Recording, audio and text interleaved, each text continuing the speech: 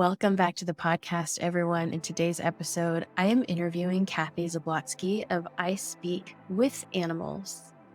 I Speak with Animals. And I love that that is what she's named her business, because truly co-creating in this way with our pets and animals is such an incredible thing.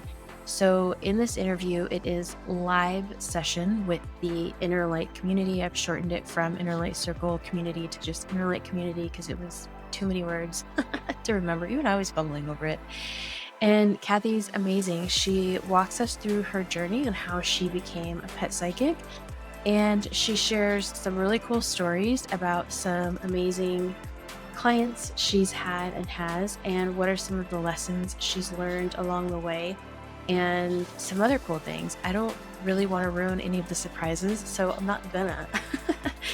I'm gonna have Kathy on the podcast again in the future because she really just had I could have talked to her for hours, and she had so many incredible things, words of wisdom to share with us from what she's learned and also from what animals teach us. She's also going to be coming out with a book. And so if you need to contact her, and I highly recommend you do so, her info is located in the show notes. And again, you can also find her at ispeakwithanimals.com. On to this next episode. Well, welcome. Welcome. It is so wonderful to have you here. Thank you. And we have some members from the Inner Light community here as well. So we were just catching up before our time together today.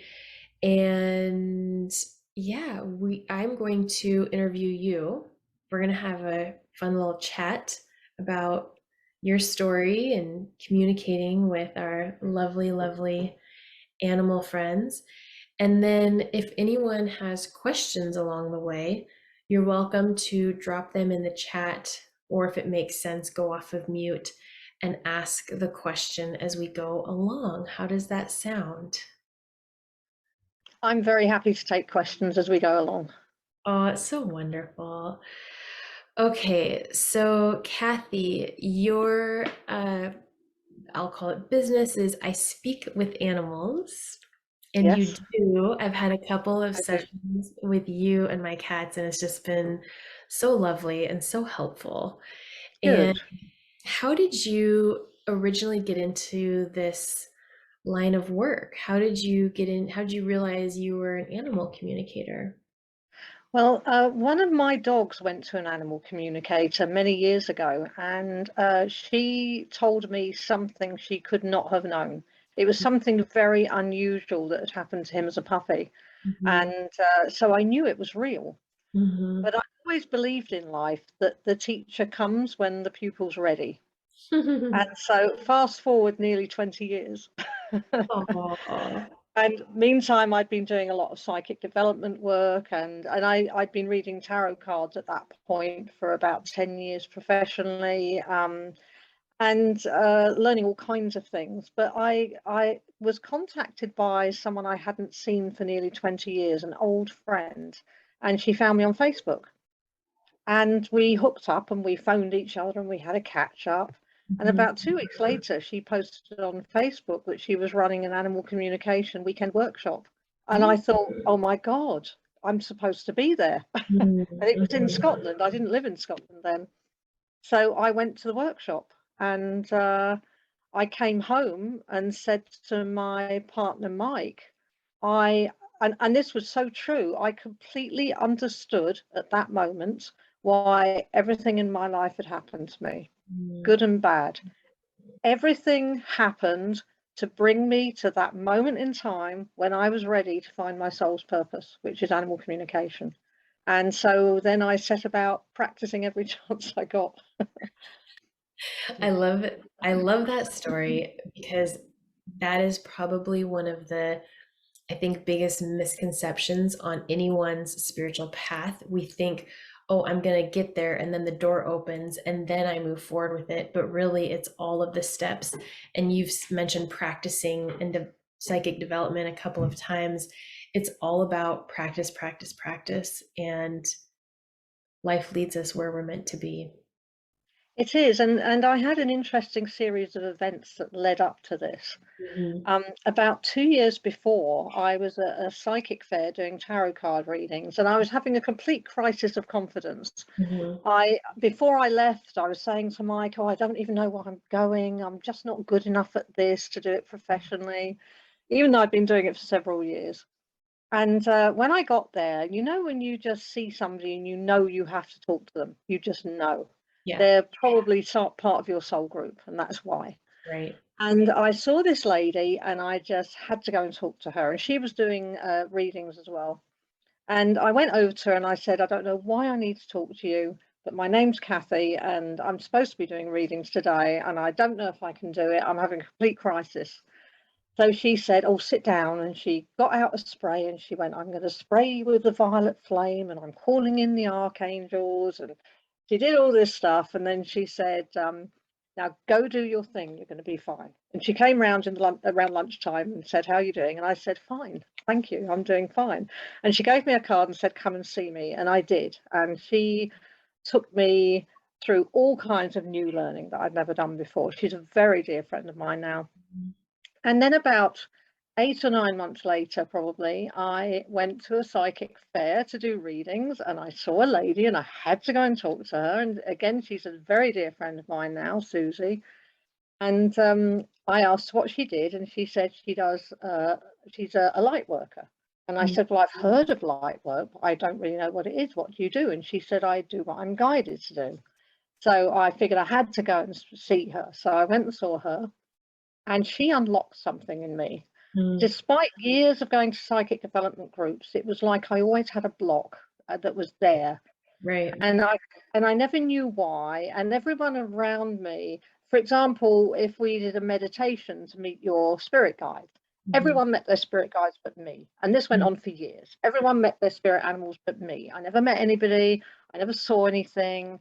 Um, and then Susie unlocked something in me, and my energy did a huge shift. I suddenly found I was more empathic. I was more energetically aware. Hmm. And about 6 months after that, I went to a psychic development day, and we did a meditation to meet our power animal. And I thought, here we go again. Everyone else is going to meet somebody but me. And during the meditation, and I absolutely believe that I had to meet Jay, do the work with her, meet Susie, be unlocked, and then up walked my bear Shiloh, my power animal, who now helps me with my animal communication readings. And I really honestly believe if those three things hadn't happened, even if I'd gone to that animal communication workshop, I would have come away thinking, "Oh, I don't know if that's for me." It was this sequence of events that led me to that moment, and they had to happen Hmm. before that animal communication workshop. So I'm a great, great believer that the universe puts these things in front of us, Yeah. and it's our choice whether we go with that flow or we fight it. And I went with that flow partly because one of the things Susie said to me the first time I ever met her was, if you always know if you're following your soul's purpose, because if you are, everything's flowing in the right direction. But if you start to get obstacles, it's the universe's way, or whatever you believe in, it's their way of saying you're going in the wrong direction, so we're going to make this difficult for you, we're going to make it uncomfortable so that you'll move in a different direction. And from that moment on, I always tried to do that, and I think that was also huge in bringing me to where I was when I went to that workshop. Right. Right. That's such a cool. I love also how you took the steps, you learned, and then helpers came in along the way, and a Yes. variety of helpers too. I have seen, I agree with you when you're when you're aligned, when you're in the flow with what you're doing, it just feels like you're in that state of beingness. Yes. I have seen, I would like your opinion on this. This sometimes getting to that alignment is the friction, right? Because we're getting out of old habits, we're getting out of our old lifestyle. I've seen that kind of friction. So I had, for me on my path, the path to getting to alignment came with some tough lessons because I wasn't ready for alignment until I undid where I came from, if that Mm. makes sense. So to offer one additional perspective for people listening. So so you're doing psychic development. So what part of it made you love the animal communication part so much? Um, I've always wanted to work with animals ever since I was a child, and I never have worked with animals. It's not something I've done. When I say that, I'm been very big into homeopathy and natural healing for many years. Yeah. And I did part of the studying to become a homeopath years ago, back in the 1990s. I love homeopathy. I love herbs. I love natural healing methods. I'm a Reiki master. I'm an EFT tapping practitioner as well, although I don't do those anymore. Once I found animal communication, it was like, that's not my, I really strongly feel that's not my path. It doesn't mean I don't use those things, but I Right. don't very often use them or feel called to use them. Um, so it's for me, the animal communication thing kind of brought me in a circle back to really working with animals, rather than a lot of my friends would tell you, and people I know would tell you, if they have an animal that's not well and the vets don't know what's going on, I get a message on Facebook or I get an email saying, oh, this is what's going on, have you got any ideas? This was before the animal communication. The Mhm. wonderful thing about the animal communication, I don't know if you've heard of zoo pharmacognosy. No. It's a system developed by a lady called Caroline Ingraham, and it's treating animals' ailments through self-selection. And they may select minerals or herbs or essential oils, and it's amazing to watch. It is absolutely fascinating. You would, for example, if you have a poorly horse, you would pick some essential oils, very high grade therapeutic essential oils, and you would take them and you would just hold them somewhere near the horse. And if the horse needs it, he will come forward and sniff the oil. And for as long as he wants to sniff it, you let him sniff it. And then when he doesn't want it anymore, he'll turn away. And it's quite interesting. You see their faces transform, their eyes soften, they get droopy and relaxed. It's quite an amazing thing to watch. And the wonderful thing about animal communication is you can do a similar thing. So a lot of the work I do is with animals who have various things wrong with them. Mhm. And we can ask the animals what herbs they need, what essential oils they need, what homeopathic remedies or physical therapies they need. And very often they know. So they choose their healing path through the animal communication. That's amazing. It is. It blows my mind.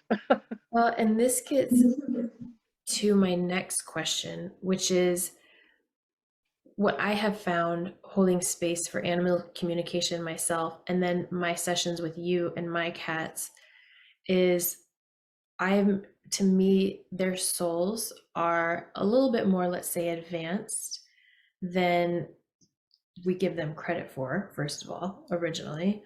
What has been your experience as far as the wisdom and for some reason, it's like this beingness that they seem to present in sessions? What have you noticed? Yeah, the way I always look at it with them, they're more connected spiritually. They're connected with their higher selves. They're connected with their guides. They're connected much more spiritually than we are. And so it's not uncommon to find that an animal is incredibly wise and incredibly aware. For example, they'll often tell us why they're with us, that they've been with us in past lives, and they'll describe those past lives. Now, we generally don't remember. We need a past life regression to find out. Yeah. But many of them know. Many of them know when they've been with us before. They describe those events. But an interesting thing about souls is, and I know this can be a controversial subject. We're our souls and their souls are we're all the same souls. We just choose what species we want to come as for this physical experience. Right. And so, but when we come as animals, we come much more connected spiritually than we do when we come as people. Wow. Do most pets you communicate with, or most animals you communicate with, are they all pretty strongly connected to their owners? Not always. Okay. It can be about a bit upsetting for owners. This, or I tend to call them family members. It can Mhm. be quite upsetting for them when that's not the case. I could But see that. I'm sure you'll completely understand this. we come into a physical lifetime for a physical experience, and we also come for a purpose. Right. So we may have an animal come into our life who is not very connected with us spiritually. They're not even part of our soul group. They've never been with us in a previous life, but they're here for a very specific purpose.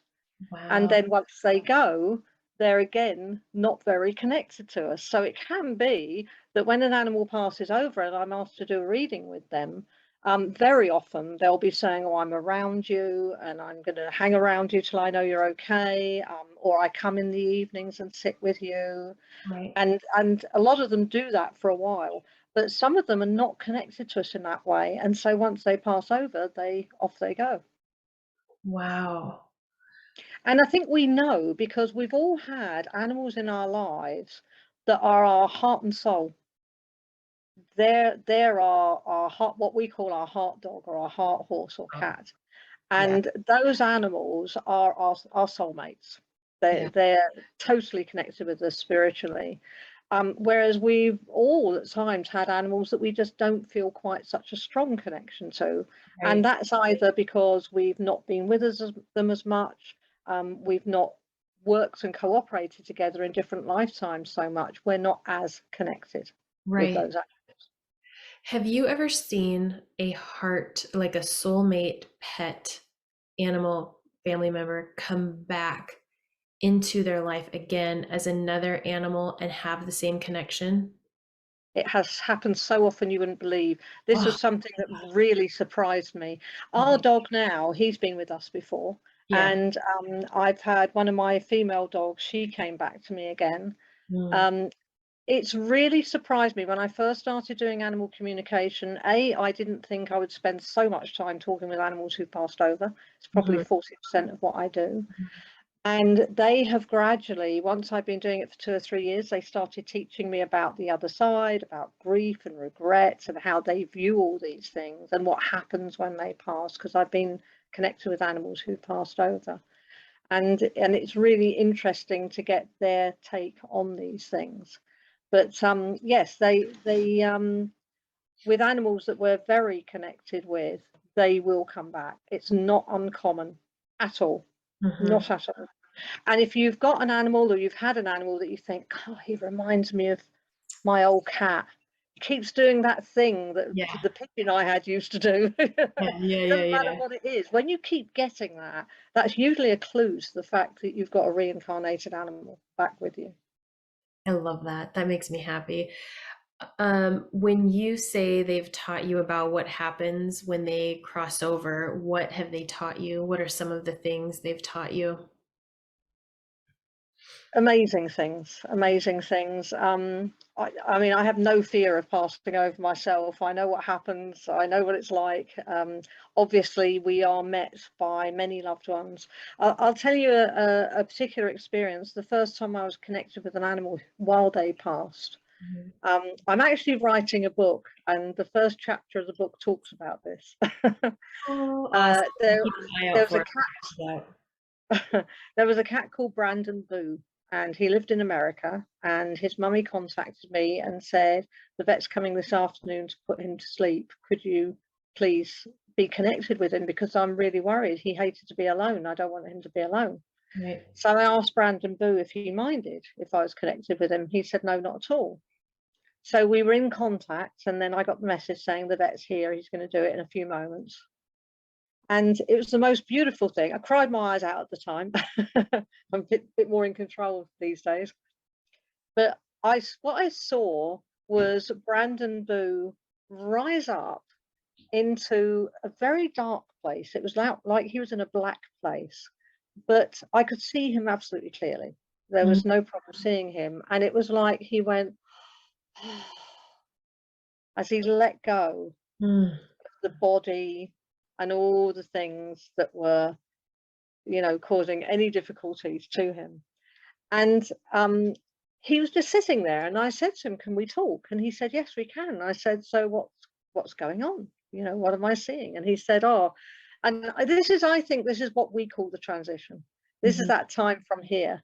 mhm. And he said, "I'm just releasing everything, letting go." and my friends and everybody's around me, and I could see all of a sudden, we talked for a couple of minutes. I saw all these white hands Hmm. circle and come in around him, and they scooped him up and they carried him into a beam of white light where he went to be healed.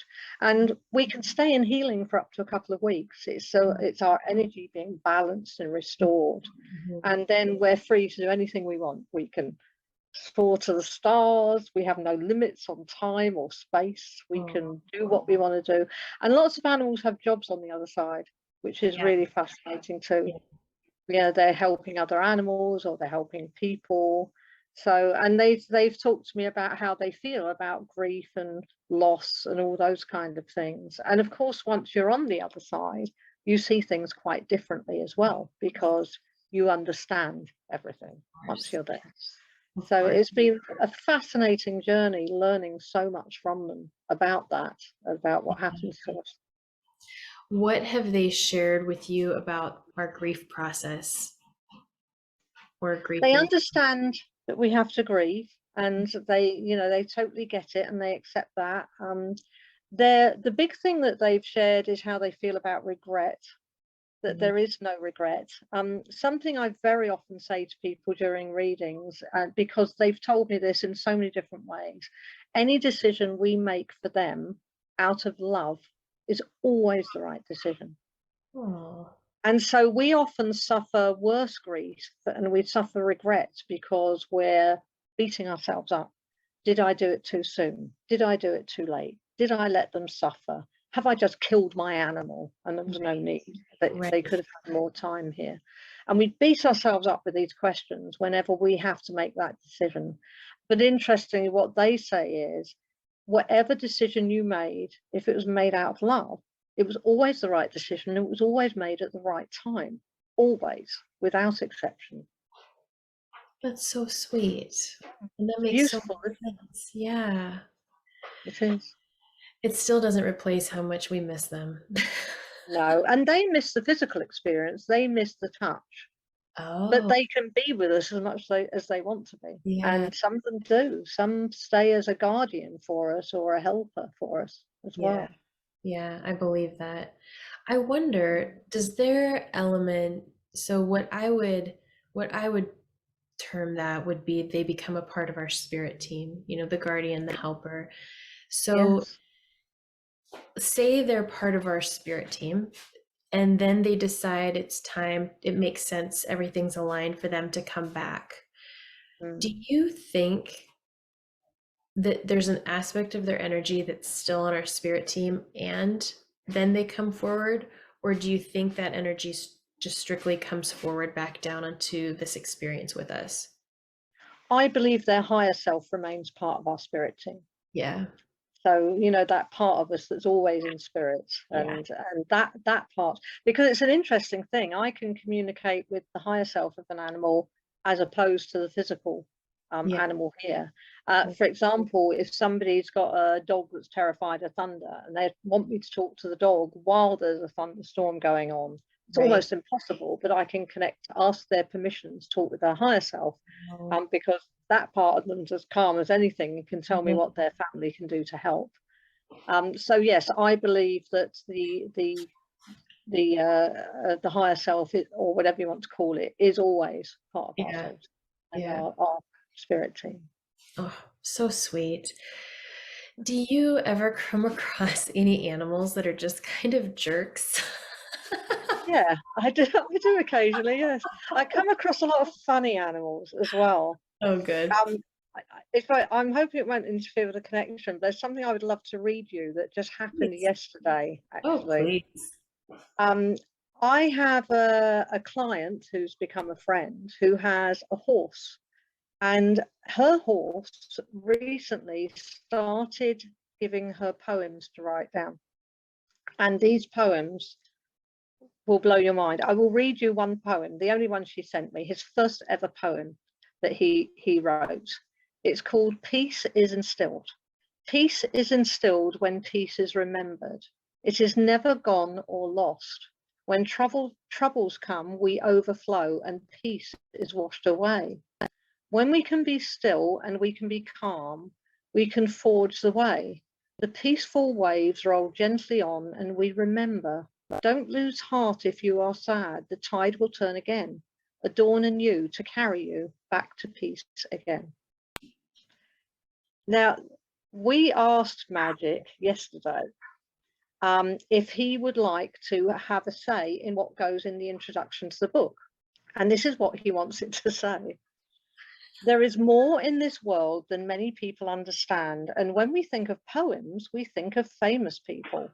But people come in many guises.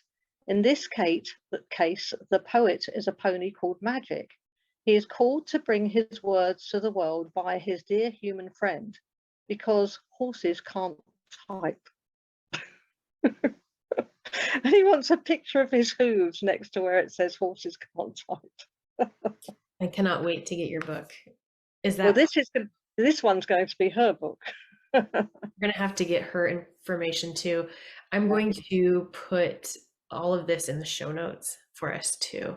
So your information, Kathy, the self-animal selection item we talked about earlier, and that let me make a little note ski. That is so beautiful. That is so amazing.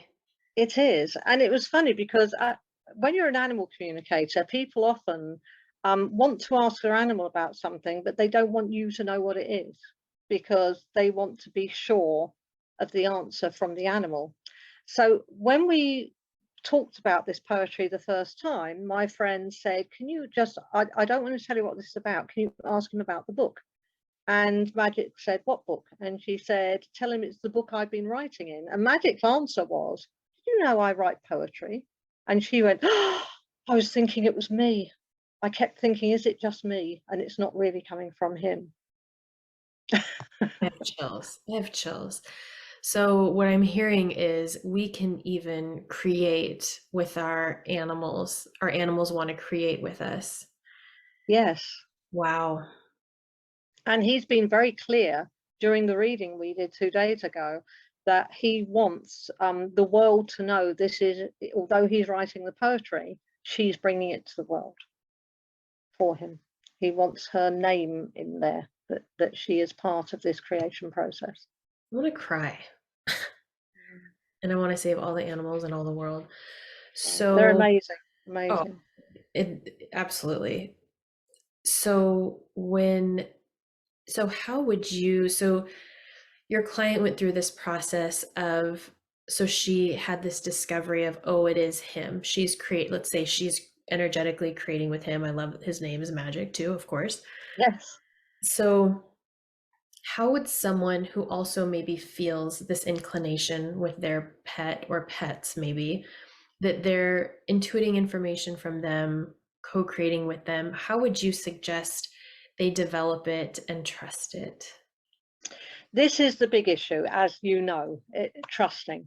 It's true with anything that we do. I mean, when we learn to read cards or when we start practicing a healing, we're always in doubt. Are we actually doing this? Are we actually helping? And we fill ourselves with doubt for absolutely no reason whatsoever, but we do. It's the way we are. The biggest thing I say to people is we are all picking up information all the time from our animals, and communication comes in many forms. It can be anything from your dog goes and tugs at the lead hanging on the wall to let you know he wants for a walk, to your cat going and pawing the treat cupboard because she wants a treat. That's a communication, but we're picking up other types of communication all the time and we're just not aware of it. And one of the things I recommend people do to just increase that bond is to bring communication, a more direct communication with them, into everyday life. So the way I suggest people do it is, let's say, for example, you've got a cat and you've got various flavors of cat food that you feed your cat. So start allowing your cat to choose what they have for dinner. So before you open the tin, you say, do you want salmon or do you want chicken? And go with what you think the answer is.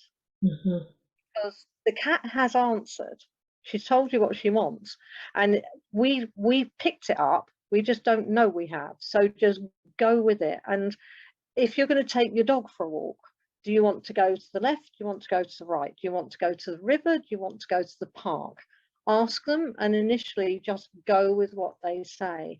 And you'll start to find over time that they're making it clearer, you're understanding more, and you're beginning to build a better connection in terms of understanding the telepathic stuff that they're constantly giving us.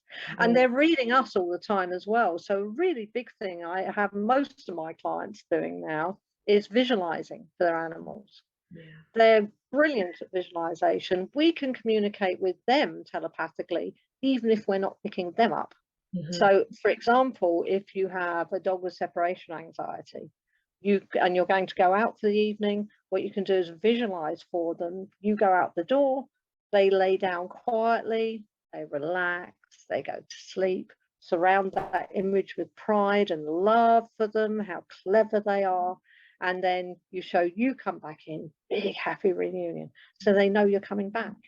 Yeah. And if you're going to be away for a few days, you can do it gets dark, it gets light, dark, light. And while you're away, each day it's one less dark and light until you come home. And some animals pick this up amazingly. I've seen clients with staggering things happen just by them starting to use visualization with their animals. That's amazing. You know, what you just suggested about showing them the day in the light, that's what I do with my cats when I'm gone, and it works. You have this moment of like, is this even working? And then all of a sudden it's just become so easy and simple. I checked in with my cat one time while I was on vacation, and she showed me her ears were hurting. And you know, as a cat owner, you go into like panic mode for a second. And then I remembered the cat sitter said she had put a radio on to keep the cat company. So I just texted the cat sitter and saying, "Hey, can you please go get rid of that now?" And then she let me know when she did. And then I checked in with my cat again. I was like, "How are you?" She's like, "I'm fine." You know? So I love That's that. brilliant. Yeah.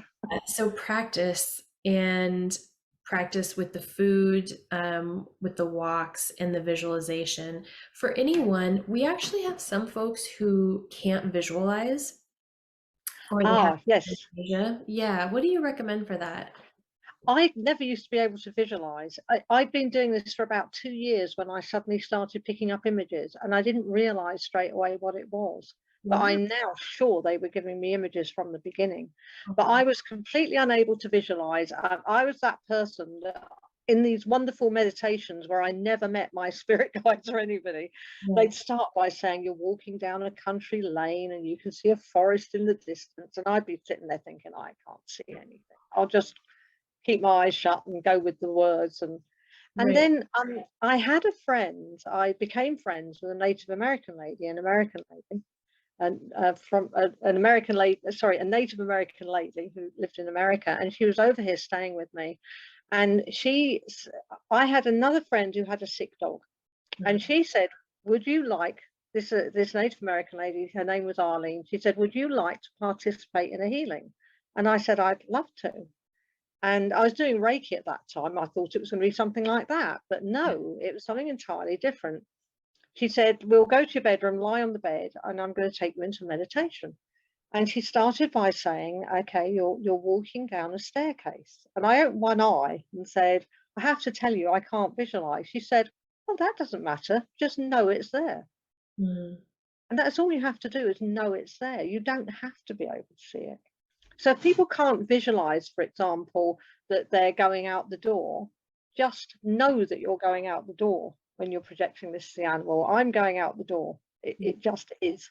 Right. I don't have to actually have that image in my head. Your animal will still pick it up from you. Oh, perfect. Perfect. They're so smart. They're so smart. They are.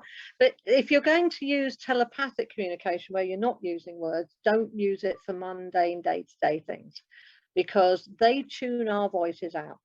We're terrible. I don't know if you do this with your animals, but if I'm in the kitchen washing the dishes and Teddy comes in, I'm like, "Oh, hello, Teddy bear. How you doing, big boy?" "Oh, mummy's washing the Absolutely. dishes. We'll go Yeah. for a little walk later." Blah, blah, blah, blah, blah. Right. And they Right. tune us out.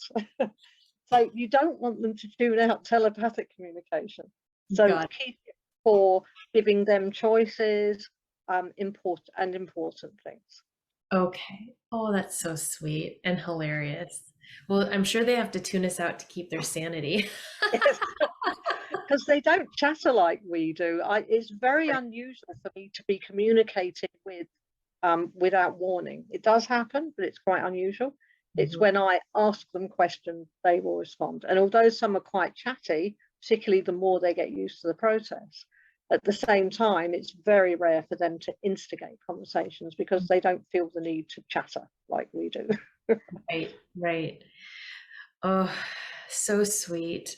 What has been one of the biggest surprises about this line of work for you? Hmm, that's a good question. I think the biggest surprise, there have been lots of surprises over the years. I think that the biggest surprise was when I found out that all our souls are the same. Mm. And the way I found that out, I was given concrete proof. Oh, I don't just think we're all the same souls. I know we are because I I'm was in given. agreement with you. What was this concrete proof? Um, I became friends with a lady in America. I've got a Bernese Mountain Dog. I've had Bernese Mountain Dogs for 40 years. And at that time, I had three Bernese Mountain Dogs. And Wow. one of them was actually reincarnated back to me. Her name was Kira. And I made friends with a lady in Florida, and she invited me over after we got to know each other for a few months on Facebook. And I went to stay with her, and she invited friends over, and I did readings and for her friends and things like that. And she had a Bernese Mountain Dog, two boys actually. Hmm. And over the next 2 or 3 years during our friendship, I often did readings for her. And one of the readings, her boy Tanker said that he and my girl Kira had been married in a previous life. Gives me So I was chills. a bit taken aback. And we didn't follow it up until about 2 years later. Well, about a year later, my Kira passed away and went straight to their house to be with her love, Tanker. They kept hearing her. They said to me, "Did Kira wear a collar that jingled?" And I got her collar and jingled it, and they said that's what we keep hearing at night since she passed. Chills. She went to be with Tanker. And then when Tanker passed, we did a reading with him, and my friend decided to ask him some questions about this. So she asked him, "What was your name?" And he said, "Ben Johnson." "Where did you live?" "In a village in the south of England." And she said, "Did you have children?" "Yes." And he gave two names, Little Benny and Alice. She asked him what he did for a living. He said he was a blacksmith. And there was more, but they are the key things I remember because when the reading was over, I went to see if I could find him online. And I didn't know then that the blacksmith keep records back for the last couple of 100 years. And I found him. His name was Ben Johnson. He lived in a village called Hawkhurst in Kent. He was married to, I think his wife, what was his wife's name? I think it might have been Mary. I can't quite remember, but obviously that was my Kira. And his oldest son was Ben, little Benny, and he has 6 or 7 children, and his second youngest daughter was Alice. So everything he said, I found. That's I So have I chills know. all over my body. I Mm. love that. I love that. That's amazing. Were there Can any you ways imagine how mind blown I was when I found that information online? it shifts and grounds your perspective, I'm sure, from that point forward. Absolutely, because it's quite funny because one of the things that's changed with me, like a lot of people, I tend to anthropomorphize my pets, whatever the word is. Always have trouble with that one. I tend to do that, as a lot of people do, treat them like humans. But something I realized after that was they're here for the experience of being the animal. So while I understand that they're more spiritually connected, they're wise, they hear what we say, they read what we think, they're way deeper than we ever think they are. We have to honor the species they're experiencing. Mm. So if they come back as a goat, they're going to want to headbutt people and bounce around when they're little and jump on straw bales. That's part of being a goat. That's why they came as a goat. So we have to honor the fact that our dog is a dog, or our horse is a horse, or our pig is a pig, while understanding that they want that life, but Okay. there's so much more to them that we Okay. can now tap into. That's amazing. So we can't bring the goat into bed to snuggle with us. He needs to be a goat in the He barn. needs to be a goat. He might be a goat who likes to snuggle in bed, but he might not. So, why is it so challenging for us to communicate with our own pets versus communicating with other people's pets can be fluid and easy? Yeah, it's quite a simple one, this. We trip ourselves up because, as you know, communication comes in various ways, but very often it feels like our own thoughts. Hmm. And so we trip ourselves up by our lack of faith in ourselves and deciding that we knew what they were going to say and Hmm. they said it. And so it wasn't them, it was me.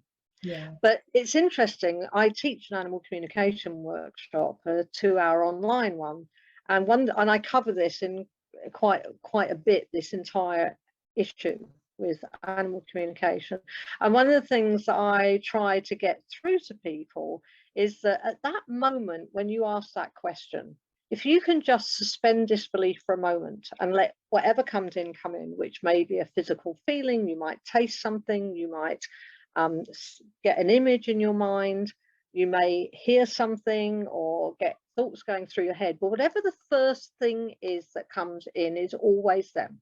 It's always them, guaranteed, 100%. If you change it, that's you getting involved. And Mhm. of course, we very often know our animals well, and we ask silly questions like, what's your favorite treat? And they say beef chewies, and we go, well, that must have been me because I knew my dog was going to say that. Well, Right. yeah, duh. Of Right. course he's going to say that. It was him, but how do you know? But the Right. interesting thing, and something I recommend people do, is they write down every time they're going to ask a question, write the question down, write down the first thing they get, because you start to notice quite quickly, actually, that you're actually getting answers you didn't expect. So Mm. you ask them, what's your favorite kind of meat? And they say pork. And you think, damn, I was convinced they love chicken the most. That's your clue right there. That's the reinforcement for your own lack of belief in yourself, that actually you were wrong about their favorite meat and they've told you which one they like the best.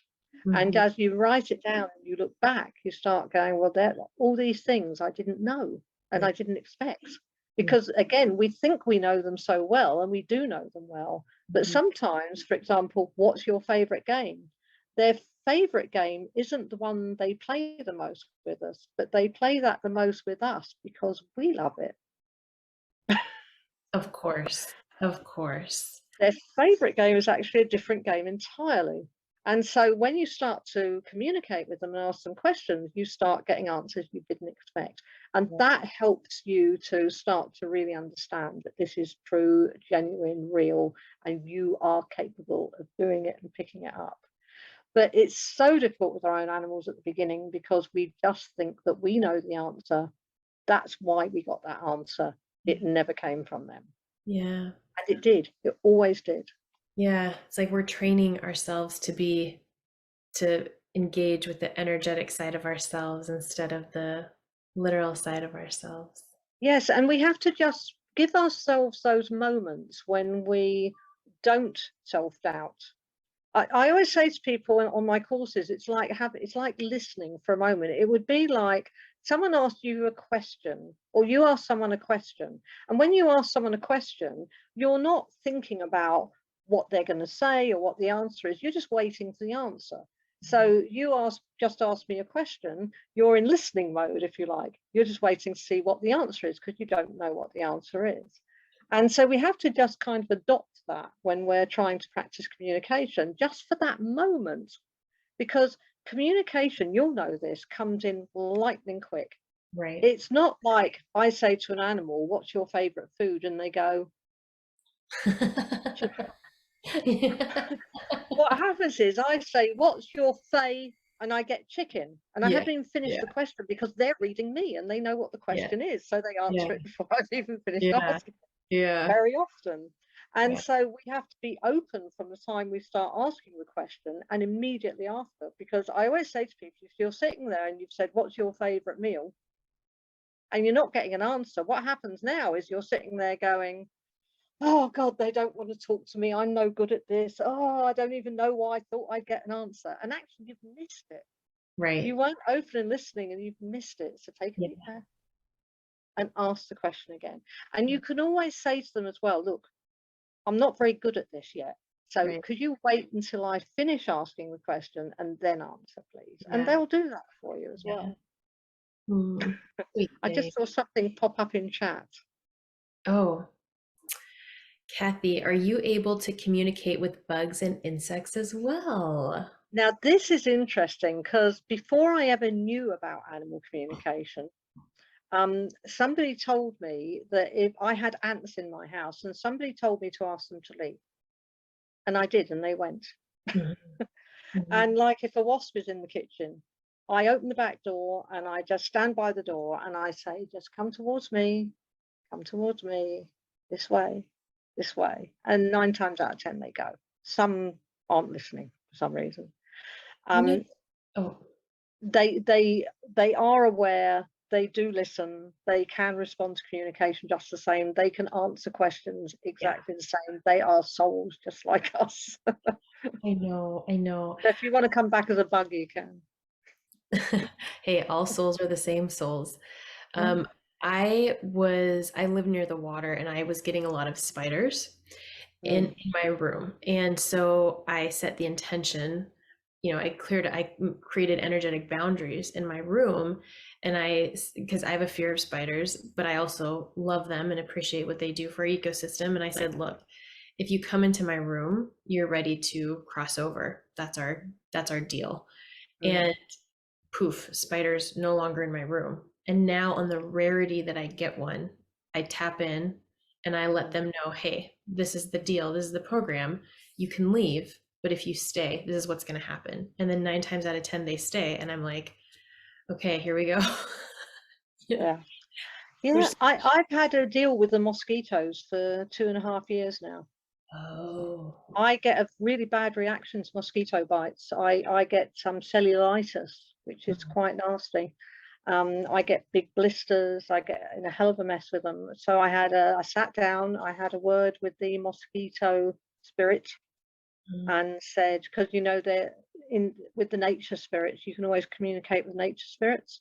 And so I communicated with the spirit of the mosquitoes and said, look, I really need you guys to stop biting me. You're very welcome in my home. I don't mind if you're here, but you cannot bite me. And it's this simple. I right, don't want to kill you, but I'm right. forced to kill you because of the bad reaction I have to you. And it's held for 2.5 years so far. I That's, often see them in the house, but they don't yeah. bite me. Oh, this makes me so happy and joyful that people are going to listen to this and realize they can do this too, Mm. to support themselves and support the nature that we're around. Absolutely. And as I say, the fact that we can communicate with them, even if we're not picking anything up back, is Yeah, something that most people don't practice. And if more people practice that, that improves relationships with your animals. It helps them trust more and understand what's going on.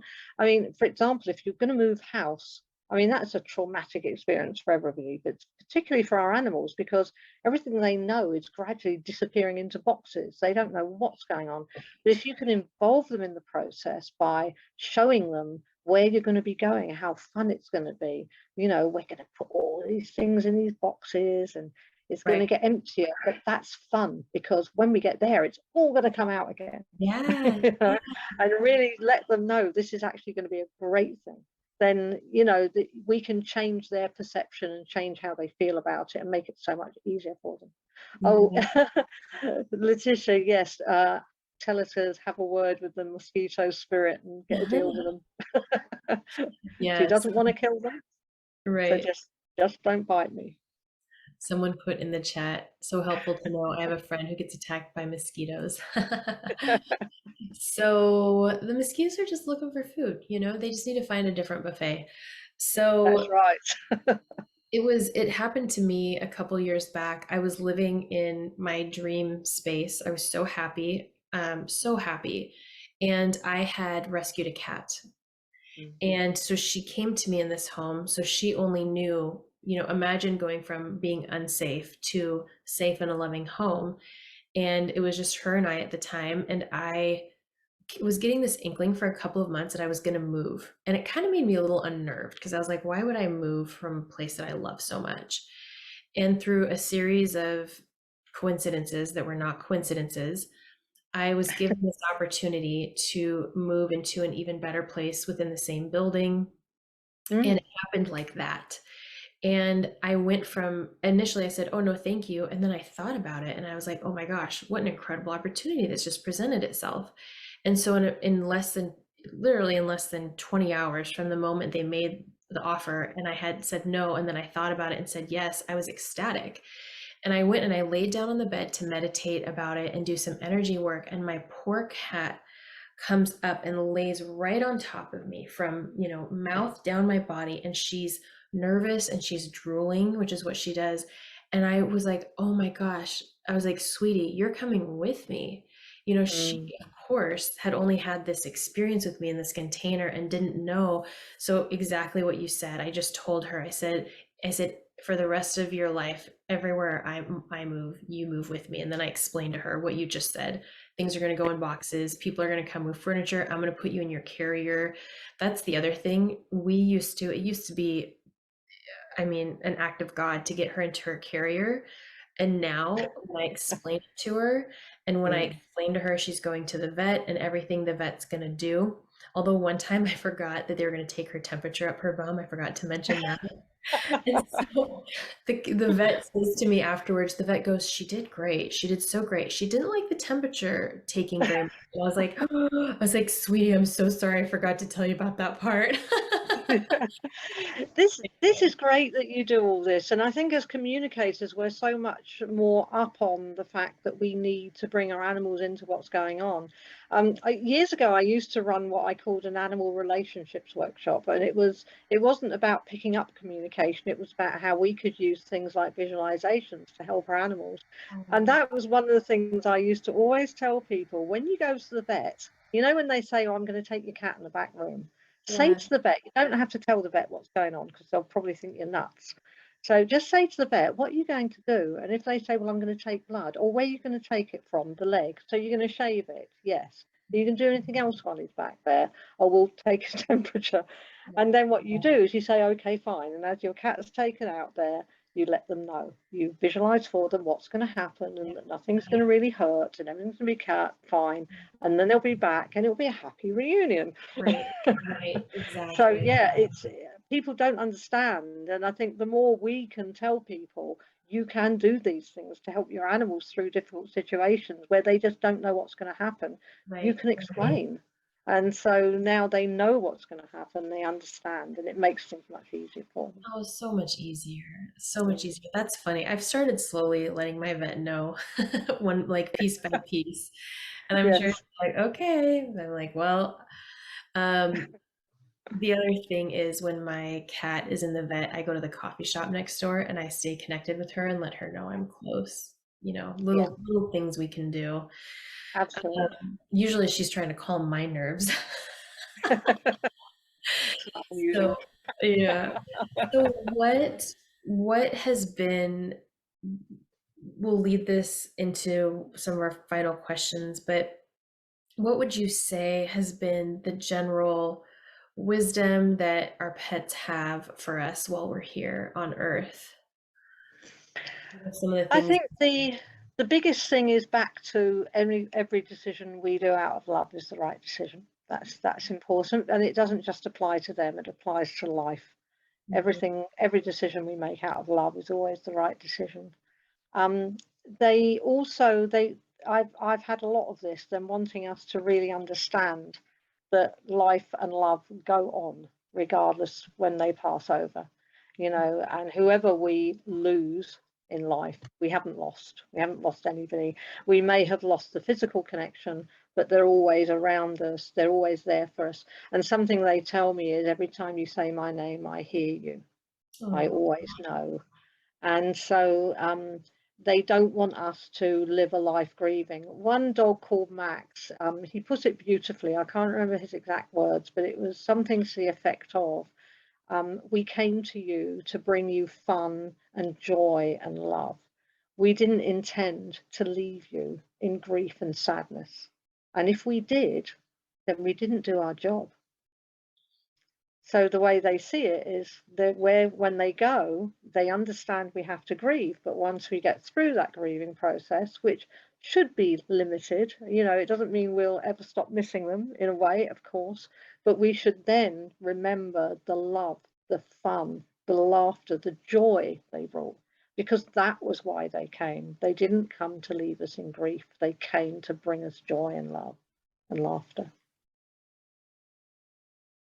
What a beautiful note to end this on.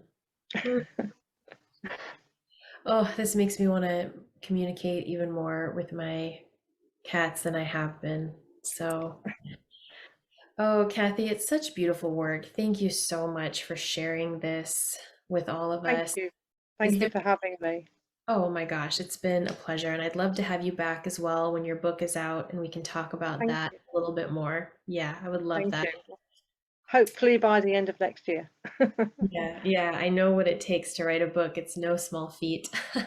No, I'm loving it though. I never thought I'd enjoy writing. I suddenly discover I'm loving writing. Oh, that's amazing. That's amazing. So, where can people find you? How do they work with you to have a session?